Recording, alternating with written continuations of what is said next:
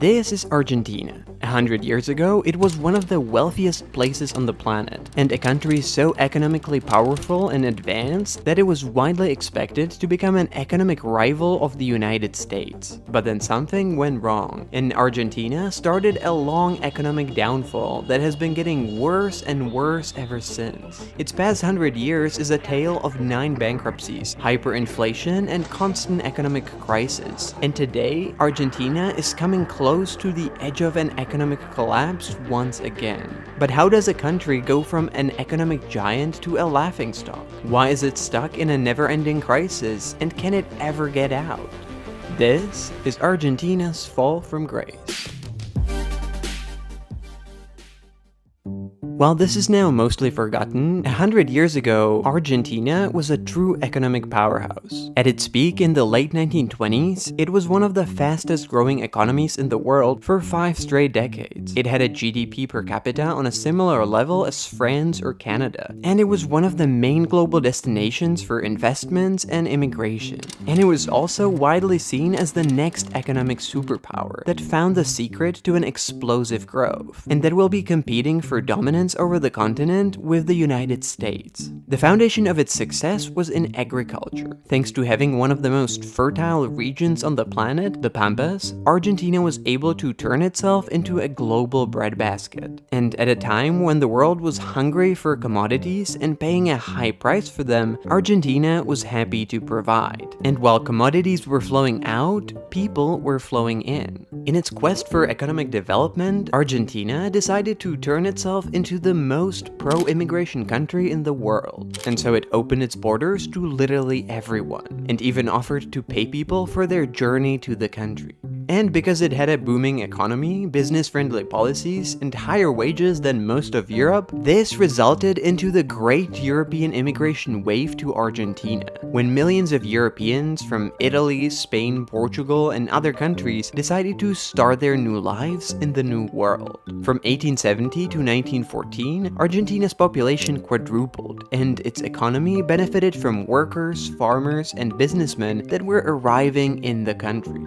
Buenos Aires was nicknamed as Paris of South America for being the continent's cultural capital, and Argentina became famous as sort of an equivalent to the United States. A booming economy open to immigrants and full of opportunity, where anyone could make a fortune and build a new life for themselves. In the early 20th century, the hype around Argentina's success was at its peak. It was the place where things were happening, where if you invested, it was impossible to not make a profit, and where a new economic giant was just being born. Together with a strategic geographic location and vast resources, including natural gas, gold, and oil, the Argentinian dream was in a full swing, and the future looked bright. But that bright future never came. Argentina never became the economic superpower that it was supposed to turn into, and instead, it's an economy that's constantly falling apart and fighting for bare survival. So what went wrong? Well, the explanation is that Argentina, or rather its leaders, have a history of making terrible decisions that have brought the country from the very top all the way down to the rock bottom. So this is what happened.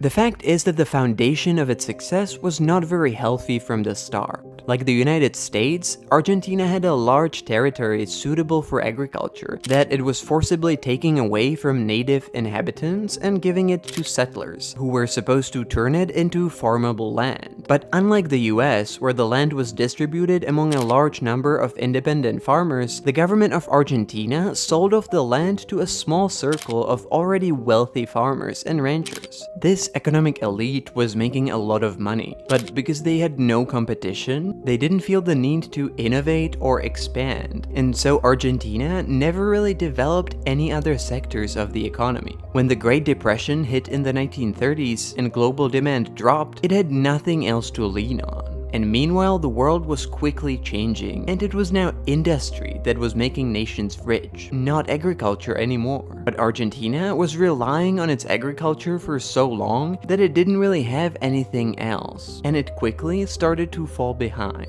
And to make matters worse, in the 1940s, a military coup gave Argentina a new leader, Juan Domingo Perón, who had a completely different idea of how to fix the economy. Taking inspiration from both fascism and socialism, Perón believed that Argentina's problem is that it's too involved in the global economy, that it's exporting too much, and that it has too much foreign capital. And his solution was to make Argentina completely economically self-sufficient by effectively cutting itself off from the rest of the world. And so while the world economy was going through its golden age of the post-war economic boom, driven by unprecedented globalization, Argentina was going in the exact opposite direction, closing off, imposing tariffs, restricting its export, driving foreign investors out of the country, and nationalizing entire sectors of the economy. And even though Perón himself was ousted by another military coup in the 50s, his ideology didn't go anywhere. And that included extremely generous welfare and social subsidies for the poor and the middle class, which did have its benefits. Under Perón, Argentina's working class had the highest salaries in the whole of Latin America. But the degrading economy could never provide enough money to cover for all of the welfare spending. And in order to pay for it, Argentina started to borrow more and more money on one hand and printing more money on the other one, which as a result was increasingly driving the inflation, devaluing the currency, and growing the national debt. And as the economy was starting to fall apart, Argentina was going through an endless cycle of political instability and constantly changing regimes, governments, presidents, and economic ministers, who were all, however, equally incompetent at handling the country's finances. By the early 1980s, the economic situation was increasingly unsustainable, and to divert attention away from it, the military dictatorship that was in power at the time launched a disastrous invasion of the Falklands in 1982, which soon after it failed led to the fall of the regime, bankruptcy of the economy, and a lost decade of economic stagnation. The thing is that even though Argentina's leaders had dozens of opportunities over the decades to change the direction of the country, in the end, Argentina never learns from its mistakes and always ends up doing exactly the same thing all over again. Or as a saying goes, Argentina never misses an opportunity to miss an opportunity.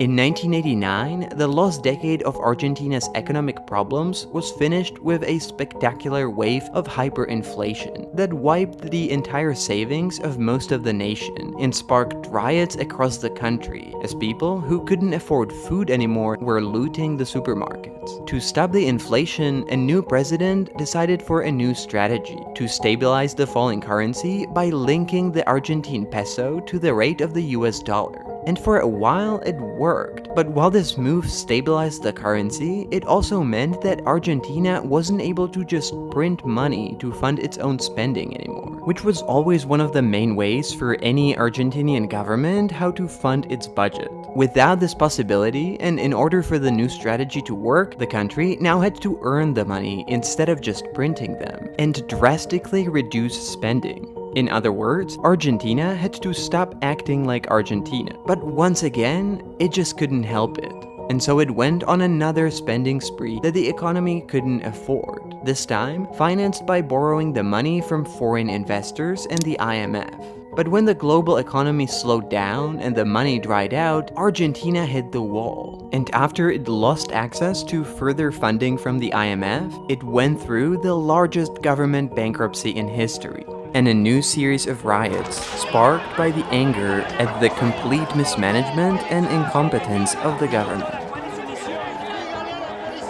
Since then, Argentina has had 20 years of ups and downs, but at the end of the day, the economy is facing the same problems all over again. The government still keeps spending more money than it can afford. It's printing money to fund its spending, and devaluing the currency and driving the inflation higher and higher as a result. Today, the inflation is reaching over 100% after growing for the past 5 years, and the economy is once again coming close to the edge of collapse. And so Argentina is still making the same bad decisions that lead to exactly the same results and keep it stuck in the same perpetual forever crisis.